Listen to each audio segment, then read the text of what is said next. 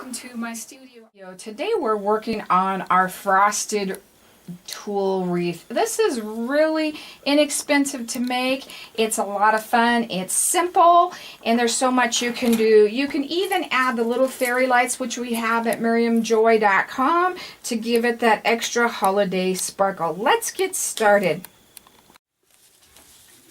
To make our wreath, we need 22 yards of our blue and 10 yards of our white glitter tulle. And you can make it with 20 yards. I will talk about that a little bit later. I used kind of a cobalt blue, which kind of gives it that wintry feel, but I really want to make sure. I think the glitter of the white just really sets it off if you're going to do the snowflake. I bought my tulle at Walmart during the holiday season. They have some of the ones on sale for $1 and their other ones are $2. I made my total wreath, including the base, we'll get to that a little bit later, for $4, and then you can decorate it however you want. So let's get started. I'm going to be using a little plastic wreath that you pick up from the dollar stores, but if you wanted to do a wire wreath you can, but this is going to have each of the little guys kind of contained, so you'll see what I mean when we get started. But I'm just going to remove all of the garland off, and I save this. I have other projects that I use it on, and I like to recycle about everything that I can get my hands onto. So that's something to think about. Now once we get this all off, we're going to come back here and we're going to trim just the outside nubbies, and I just use a little wire cutter, but they're really soft. Your scissors would probably be even work. And then we're going to also trim those inside nubbies. I'm going to leave these guys. We'll see if we need to remove them later, but I don't think so. It kind of helps us with a guideline. So go ahead and get that done and ready to go.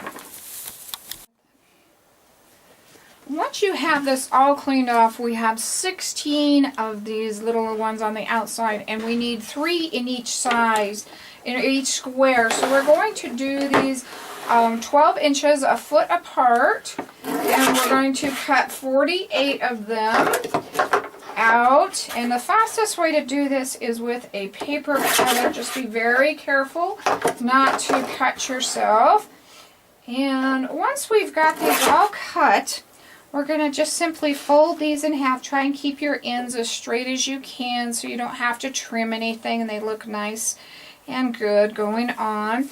But we're going to fold that in half, and then we're going to just simply put the loop through the top and pull that through the other side and bring both of our tails through that. Make sure your tails are even. If you need to adjust it, do so at that time. And then you're going to put 3 in each of those all the way around, and that's going to be our first base. Okay, I've already got this first layer done, so we're going to go ahead and do our white layer.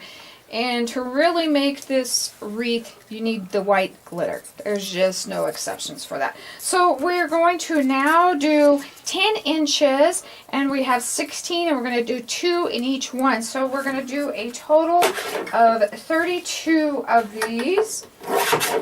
And I'm doing it again the same exact way. And then once we get these all cut, we're going to do them the exact way we did the last layer. And we're just going to stick those down right through the top of that. Bring that back up. It always is easier when you're not trying to do it for the camera. And we're going to loop it. And if you do it that direction, those lay down better as well. And I'm going to show you what 2 looks like. So we get those nice and thick. And on those, I'm not going to quite pull them quite as tight. I want these a little bit looser than I actually even did that guy. So this very part, we don't want to pull them quite as tight. I've got it stuck on that little nub over there. And just bring up your ends, kind of even them out, and kind of just pull that right about there. I've got this other one a little bit too tight, so right about there we've got our two, and we're going to go ahead, work all the way around, and we'll finish that layer. Now that we've done our white and got that all done, we're going to skip this one, and we're going to do in the tiny one up here back with our original color. And we're skipping this one so that this one shows up more and we can put our snowflakes on it. So we're going to do 4 in each of these, so we want 32 7-inch. And once you cut those, you're just going to put those on. And we're going to do 4, like I said, and I gotta go in the wrong direction here, in this section. So you want them to lay back the same way the other guys laid. And we're going to do that. It's always fun when you're trying to film and you're getting tired. And we're going to do 4 of those in each section, like I said, and that's going to complete the wreath part of it. Now I cut all of these guys, and because I only used 20 yards on this one, I was 4 short. So what I did is I did 4, 3, 4, 3, 4, 3, and 4. And don't pull the 3 guys quite as tight, and they'll spread out and it'll be just enough. So if you only had 20 yards and needed to do it that way, that's how we did it with our 20 yards. So now I want to talk about the snowflakes, and I really love to layer snowflakes. I really think that's how that you make them so pretty, is by layering them. I just picked mine up at a pack at the dollar store. I had these kind of confetti guys, and I put just a little rhinestone on the top. But I don't want you to get stuck in just my ideas. There's so many different confettis that are out there. You could even use a red, and I think that would be even really pretty with the blue, would really brighten it up. But I think by layering it, it really helps to add texture to it. Another idea is to think about putting something different on the snowflake than other snowflakes. Like if we had it on there, you may want to come and put some holly and a poinsettia on there. I think that is really cute. We also have these little reindeer. Putting those guys on there. There's just so many things that you could do. Think outside the box. Don't just follow just what I have. There's just so much that you can build on. For the middle, there's so many things again that you can do. If you have a bigger snowflake, you could wire it to the back and it would show through on the front. Or there's just so many different snowflakes that can hang that would be really cute in there. That's really fun. You would just have to adjust this guy's little hanger. I found my silver one at the Dollar Tree, and I really like this one. My other one was white, this one is silver. But the nice thing about this one is I kept my hook on my wreath, so I'm going to hang from that.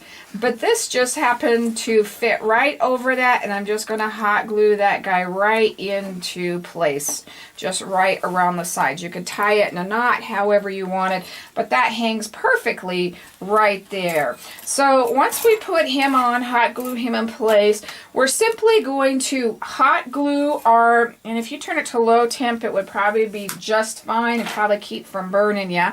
We're going to attach the rest of our snowflakes. So I kind of know which my top is, if that kind of matters on how you kind of want them to hang. So I'm going to do 6 snowflakes of this size. I just thought 8 was too much.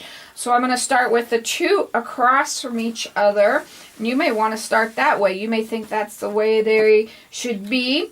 And then I'm going to do the 2 spaced kind of evenly in between.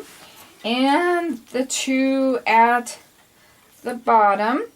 and hot glue those on, and that is it.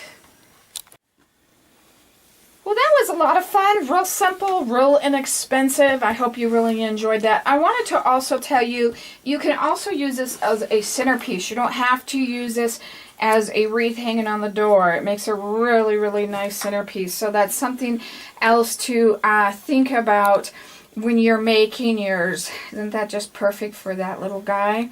So give us a thumbs up. Share our videos and subscribe to them so that we can continue to grow and look forward to new ones that we're coming out with. Have a Merry Christmas from Miriam Joy.